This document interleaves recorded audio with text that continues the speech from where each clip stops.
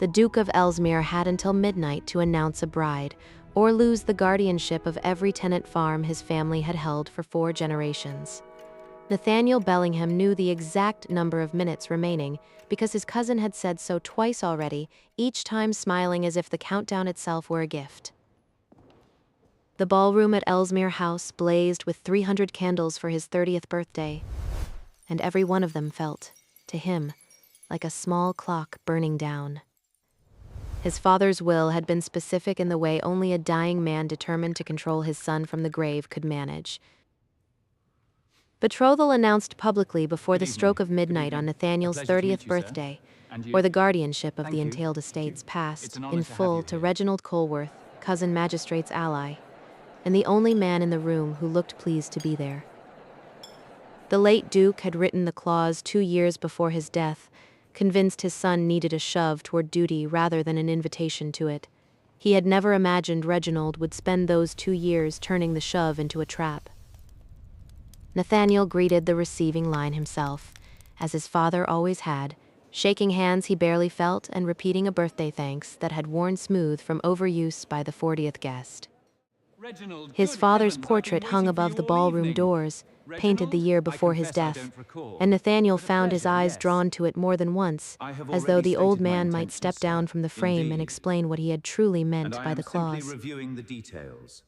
They had argued about it once, in the old Duke's final winter, Nathaniel insisting a father who trusted his son's judgment on every ledger and tenant dispute in the county might trust that same judgment on the matter of a wife. His father had only said that judgment and duty were different muscles altogether, and that a man could be excellent at one while starving the other for want of use. Nathaniel had thought it an old man's stubbornness at the time. Standing beneath the portrait tonight, with 300 candles and a magistrate waiting to prove the old man right, he was no longer certain. Reginald reached the front of the line before it had even formed, cutting past 2 baronets and a bishop's wife to press Nathaniel's hand between both of his own. He offered his cousin a happy birthday in a tone that made the words sound like a verdict, remarked on how fine the estate looked, and hoped, with theatrical warmth, that Nathaniel had given proper thought to his father's wishes. Nathaniel answered only that he had, and watched Reginald's smile widen at an answer that told him nothing at all. The magistrate at Reginald's elbow gave a small bow of his own, his folder already tucked beneath one arm, as though the outcome required no further discussion. Nathaniel bowed over another gloved hand, murmured another pleasantry he did not feel, and searched the crowd for his aunt, who had spent the last 3 weeks arranging tonight's outcome as though it were a chess match already won. He found her instead by the sound of her voice, bright and satisfied, directing a young footman toward the receiving line as if the boy belonged to her. Lady Ashby caught sight of him a moment later and came across the floor towing Cassandra Wraxall by the elbow like a prize mare led to auction. Cassandra was, by any measured account, the correct choice. Wealthy, composed, the daughter of an earl who had already signaled his approval to every drawing-room in London. She curtsied to Nathaniel with textbook grace and said all the correct things about the candles and how handsome the estate looked at night. He led her out for the next set rather than delay what his aunt expected, and for the length of 2 turns about the floor she said only pleasant things about the musicians and the weather. It was only when the dance carried them near the edge of the room, past a cluster of servants awaiting instruction, that her tone shifted. She remarked, low enough for only him to hear, that she found it curious how many of the parish poor still lingered about great houses long after their usefulness had ended, and that a well-run household ought to pension such people off to a cottage somewhere, rather than parade them at a duke's own birthday. Nathaniel asked whom she meant. She tilted her head toward Lavinia, standing near the wall in her unfashionable gown, and said she supposed a vicar's orphan had to earn her bread somehow, though she found the girl's ink-stained hands rather unsuitable for polite company. Nathaniel said nothing to that. He finished the set with the correct number of bows and the distinct sense that he had learned everything he needed to know about Cassandra Wraxall in under 4 minutes. A footman passing near the musician's corner caught his heel on a trailing hem, and the tray in his hands went down with a crash loud enough to still half the ballroom. Glass scattered across the polished floor in a bright, ringing spray, and the room turned to watch with the particular cruelty of people relieved a disaster belonged to someone else. Cassandra's mouth thinned in distaste. She kept her gloved hands folded and murmured that someone ought to fetch a broom before the guests tracked glass across the ballroom floor. She never once glanced toward the mortified boy on his knees among the shards. Someone already was. A slim woman in a gown 2 seasons out of fashion had crossed the floor before the footman finished apologizing, gathering the larger shards into a folded napkin with quick, economical hands, murmuring something that made his shoulders drop half an inch. She righted the tray, set it back into his grip, and stepped away before anyone thought to thank her.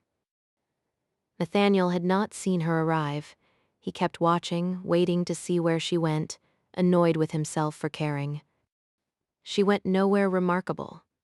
Back to the wall behind Cassandra's chair, hands folded, eyes down, the exact posture of a companion trained to be furniture. Lady Ashby did not introduce her. Companions rarely merited introduction, and Cassandra, when she noticed the woman's return at all, only remarked that Miss Montclair had taken far too long fetching a napkin. An elderly dowager near the card room grew distressed over a missing fan, insisting loudly that it had been stolen, drawing curious stares from 3 separate conversations. Cassandra rolled her eyes and pointedly turned her back on the commotion. The companion did not. Lavinia crossed to the old woman's side within moments, spoke to her low enough that no one else could hear, and produced the fan from beneath the dowager's own shawl, where it had slipped during an earlier embrace. The dowager laughed, patted her hand, and called her a clever girl in a voice that carried. Cassandra did not look pleased by the compliment landing on someone else. Hollis, the estate steward, came to find Nathaniel near the card room a quarter-hour later, his face arranged into the careful blankness he wore only when delivering news he dreaded. Tell me it is not as bad as your face suggests. Hollis managed no reassuring answer. Colworth had arrived with the magistrate already retained, the folder already prepared, and a second document besides a formal notice that at the stroke of midnight, absent a valid public betrothal, the guardianship transfer would be read aloud and witnessed on the spot.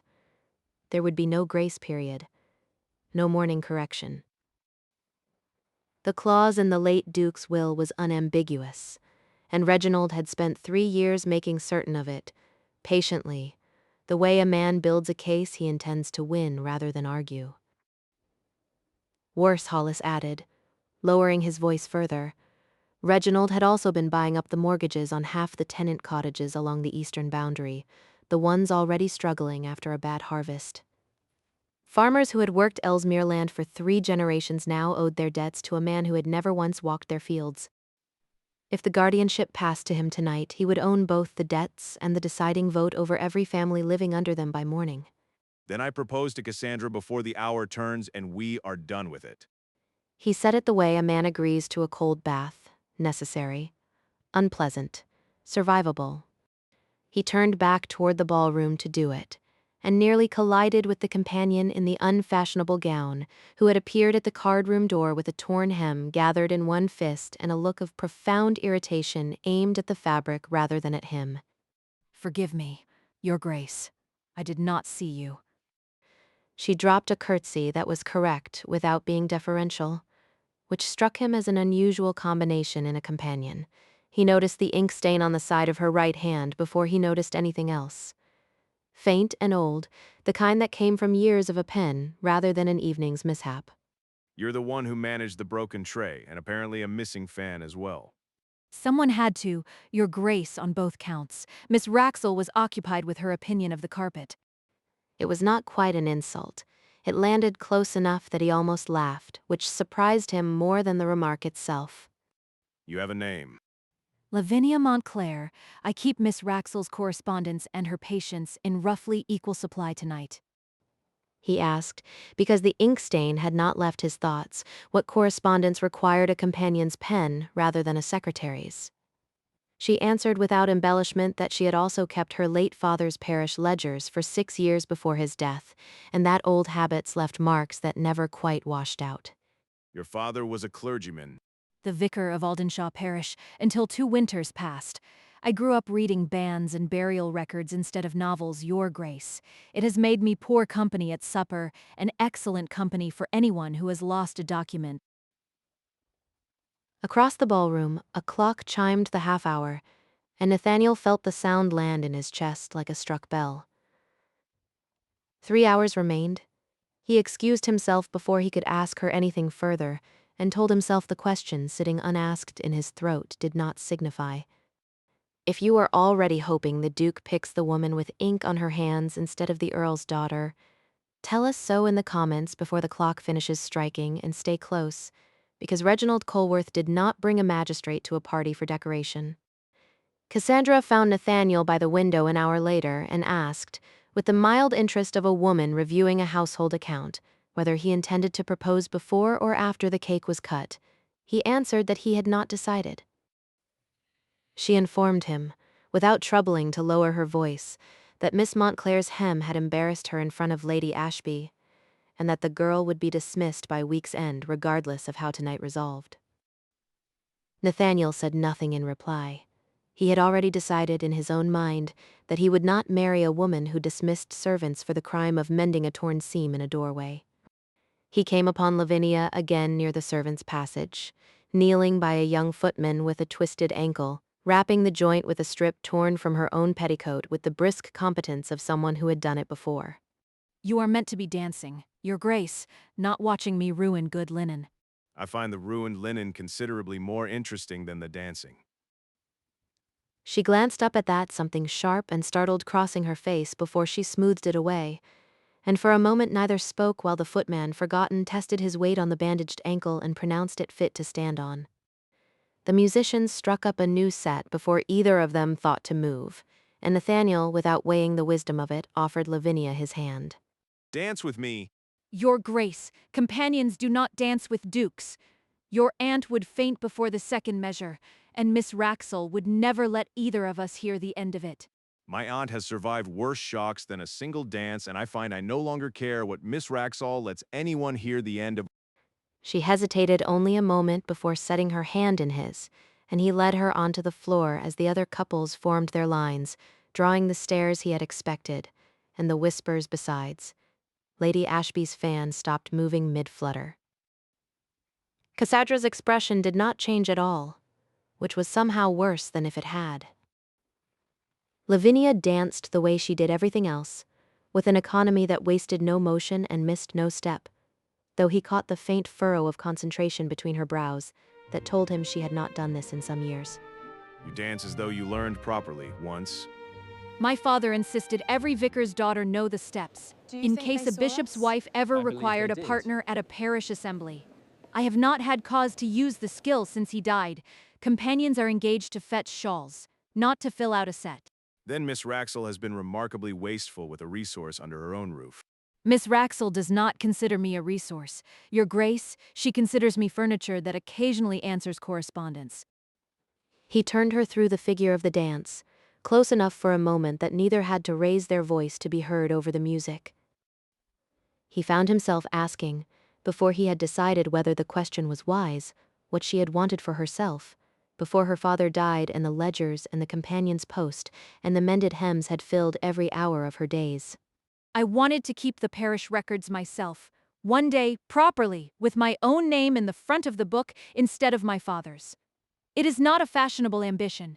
Women do not keep parish registers, whatever their knowledge of banns and burials. It seems to me a woman who can find a lost register blindfolded has already earned the position in every way that matters. Every way that matters to me, perhaps. Not every way that matters to a bishop. He asked what she had wanted for herself beyond the register, and she considered the question longer than any before it, as though no one had troubled to ask in some years. A house with good light for reading. A garden I chose myself rather than inherited.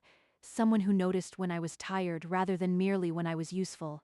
I had stopped expecting the last of those. It seemed the least practical of the three. The set ended before he could answer her.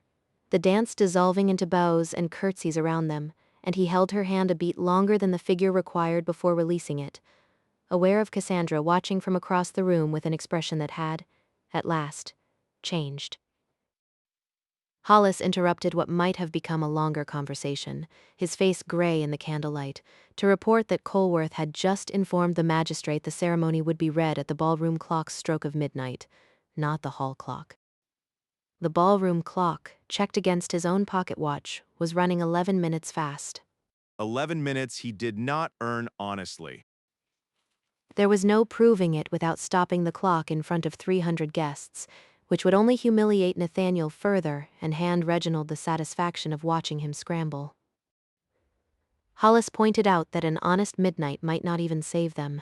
Because Reginald's second document required more than a spoken betrothal, it demanded a witnessed entry in a valid parish register before the transfer clause could be contested later. The public register for the parish, the one that would satisfy a magistrate, had gone missing from the church office 3 weeks earlier. Reginald had reported it stolen. No one had thought to ask who benefited from its disappearance. Lavinia, still kneeling by the footman's ankle, went very still. I know exactly where that register is. Your Grace, because my father kept a second copy, the true working copy, in the old vestry at Aldenshaw. He never trusted the bound one they sent to London. Colworth would have had to steal the wrong book to make his plan work, and I would wager everything I own that he does not know a second copy exists. Nathaniel felt something shift in his chest that had nothing to do with the deadline. Can you find it tonight? I can find it blindfolded. Whether we can reach it, retrieve it, and return before midnight is a different question entirely. If a mended hem and a hidden parish register have earned even a moment of your attention, let us know before this bell tolls its final quarter. A duke running out of time has just been handed a reason to run. They left through the servants' passage rather than the front hall, Lavinia moving with the certainty of someone who had walked the grounds of Ellesmere long before she ever entered its ballroom. The old vestry sat a quarter-mile beyond the formal gardens attached to a disused chapel that had served the estate before the newer parish church was built.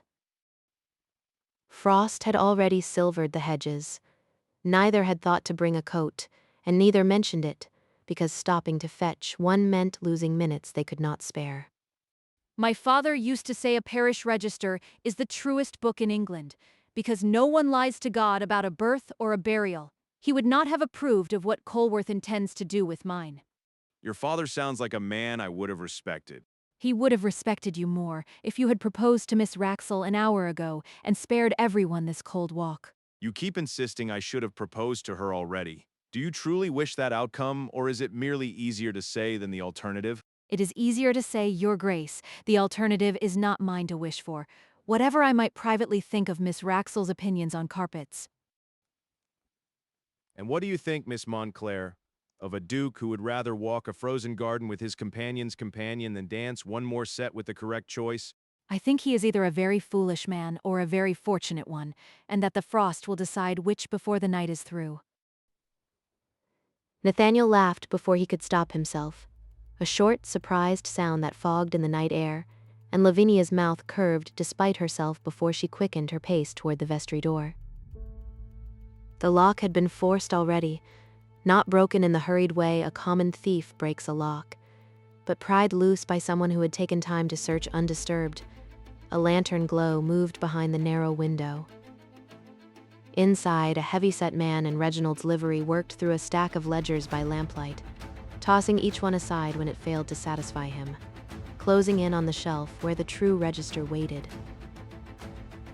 A small clay vial of lamp oil stood open beside the lantern, already tipped toward the shelf, ready for whichever book he finally chose. Lavinia wasted no time on hesitation. She caught up the garden rake leaning against the vestry wall and swung the flat of it low, catching the man's ankles as he turned toward the door, sending him sprawling hard across the stone floor. You must hold it like this. Nathaniel was through Now, the can you see doorway a that heartbeat line? later, Yes, driving his Focus shoulder here. into the man before he could I rise, understand now. wrestling a half-drawn dagger from his grip, and pinning his arm until he stopped struggling and swore badly, in a voice too winded to be threatening. It was far from elegant. Nathaniel's knuckles split against the stone floor in the scuffle, and the rake cracked in two, and both of them stood breathing hard by the time Hollis's men, summoned by the noise, arrived to bind the man's wrists. Who ordered the oil? Answer plainly, and it will go easier for you at the magistrate's table tonight rather than the assizes next month. The man refused to give a name outright, but his eyes went toward the ballroom windows glowing faint and gold beyond the frosted hedges, and that was answer enough for anyone watching. He admitted, with visible reluctance, that his instructions had been to burn whichever book looked oldest and leave no ash behind to argue with. Hollis's men hauled him away toward the constable's cottage while he was still protesting that he had only followed orders. The register itself remained untouched, still sitting on its shelf where a vicar's daughter had known it would be, the oil never having reached it. Lavinia knelt by the shelf and drew the heavy book into her arms like something precious, checking the binding with unsteady fingers, and her relief lasted only as long as it took to open the cover. The seal page. It is torn. The frontispiece, the single leaf bearing the bishop's seal that made the entire register legally binding, hung by a thread of old glue, one corner gone, water-stained past any hope of reading the date beneath it. Whoever had searched the vestry first, weeks before tonight, had already found it and damaged it in trying to remove it whole. Without that page, will the magistrate accept the book at all? A magistrate wants proof the seal was ever genuine, and a torn page proves nothing on its own. But my father kept a second safeguard. Whenever he sealed a new register, he wrote a short letter of attestation for the bishop's records and kept a copy for himself, signed and witnessed, describing the seal in his own hand. If that letter survives, it stands in for the missing page. Where would he have kept it? In my own room at the Dower Cottage, tucked inside my mother's prayer book, I never had reason to move it. I never imagined I would need it for anything but sentiment. The chapel clock beyond the broken window struck the 3/4 hour before either of them could decide what to do with the news, and for a moment the whole plan seemed to collapse under its own weight. The cottage lay another 1/4 mile beyond the vestry, in the opposite direction from the house. There was no possible way to fetch the letter and still return before midnight. Nathaniel looked at the torn page a long moment, then at Lavinia, and made the only decision available to a man out of better ones. Then we present the register with the letter following by messenger. A magistrate who has already found one forged copy tonight will not refuse to wait 10 more minutes for the second proof, not with Colworth's own hired man in custody as evidence of why the seal was damaged in the first place. You would gamble the whole night on a magistrate's patience. I would rather gamble on his patience than on losing you the time to fetch a letter I have no right to ask for.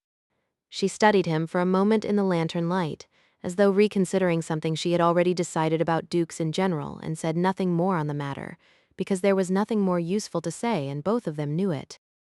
She sank onto the vestry's single wooden bench then, the run and the fight, and the torn page catching up with her all at once, and pressed the heel of her scraped palm hard against her skirt, as though she could will the sting away by ignoring it. You're bleeding. It is a scrape. You took the worst of it defending a register that is not even yours to defend. It defends people who are mine to protect. That makes it mine enough. He crossed the small space between them and knelt to take her hand before he had decided to, turning it gently to examine the shallow cut along her palm where the rake handle had splintered. She let him. For a long moment neither spoke, the lantern guttering low, the register held safe on the bench beside them like a third presence in the room. I have spent 6 years being useful to people who never once asked my name properly. I hardly know what to do with a duke who notices a scraped hand. I have spent 30 years being told which woman is correct for me, and not one of them ever noticed a broken tray before it became someone else's problem to solve. I find myself equally at a loss.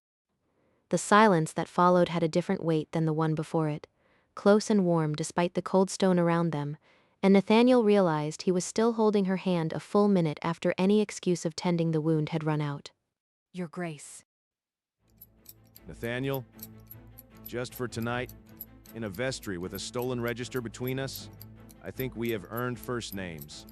Nathaniel, Then, for tonight. He leaned toward her, close enough to feel her breath catch, close enough that neither of them was thinking any longer about registers or magistrates or midnight. His own pocket watch, forgotten in his waistcoat until that instant, ticked against his chest like a small accusation, cracking the moment open like cold water thrown in both their faces. 15 minutes remained, and a register to carry, and a ballroom full of witnesses waiting for an answer neither had spoken aloud yet. We run, or we lose everything to a man who tried to burn the truth rather than face it. They ran. Nathaniel carried the register himself, refusing to hand off the one piece of evidence that could undo Reginald's scheme, and Lavinia kept pace beside him across the frosted lawn with her torn hem gathered in one fist. The garden gate that ordinarily stood open for the evening's guests had swung shut and latched itself against the wind, and there was no time to circle round to the drive. Nathaniel set the register into Lavinia's arms, hauled himself over the low stone wall beside the gate, and reached back to lift her and the book across together, both of them landing hard and breathless on the frozen grass beyond it. Hollis had already dispatched a groom on the fastest horse in the stable toward the Dower cottage, though whether the letter would arrive before the magistrate What is lost the meaning of patience this? was a question Forgive no me. one dared answer Forgive aloud. my appearance. He's covered They in arrived mud. at the terrace doors breathless, disheveled, and 11 minutes from a midnight that was not, in fact, honest. Reginald saw them first. His composure did not survive the sight of the register in Nathaniel's arms, and for one unguarded instant his face showed how much he had counted on that book staying lost. The magistrate stepped forward, uncertain, as the ballroom clock ticked toward its stolen midnight, and 300 guests turned to see what had brought their host back into his own party, looking as though he had walked through a hedge. Before this clock finishes what my cousin rigged it to do, I would like the magistrate to examine two things. First, the true parish register of Aldenshaw, which Colworth reported stolen after failing to steal it himself tonight. Second, the woman who saved it from his hired man's lantern, and who I intend to marry publicly before whatever hour this clock claims it is. The room went silent, all of it at once. Cassandra's face drained of color.